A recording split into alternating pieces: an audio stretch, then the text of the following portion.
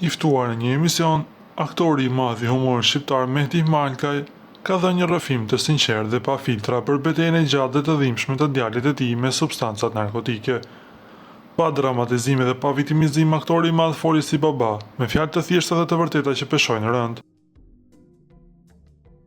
Gjën time më të bukur dhe më të lumtur të kësaj kohe e ka momentin kur u vërtetua që u fitoi një betejë nga djali, thot Malkaj duke i quajtur këtë fitore më të madhe se çdo sukses personal apo profesional.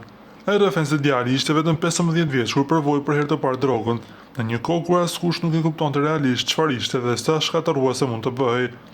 Adoleshentët bien në dashuri me atë që shohin, jo me atë që është. Shprehet ai duke përshkruar varësinë si një dashuri të rreme që zgjat më shumë se ç'duhej. Malkaj flet hapur për nejtë pa gjumë, për kërkimet e pafundme në rrugët e Tiranës bashkë me bashorten, për përpjekjet për të qenë shok i djalit dhe jo thjesht një prind autoritar, një rrugë e gjatë, e lodhshme dhe plot pasiguri, ku asgjë nuk ishte garantuar.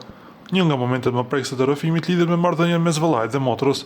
Sipas Malkaj, dashuria e motrës u kthye në një dritë të fortë shpresë dhe shërimi për djalin. Ai tani është gjithë jetë, gjithë dritë. Ka sjell dritë, gëzim, hare në shtëpi, thot ai duke kujtuar dhe pushimet e para familjare pas shumë vitesh, ku djali ishte në timon, serioz dhe korrekt. Mua më bën përshtypje tani dashuria që ka me motrën, i thot ajo më ke borxh 10 puthje, tha ai duke përshkruar lidhjen mes vëllait dhe motrës.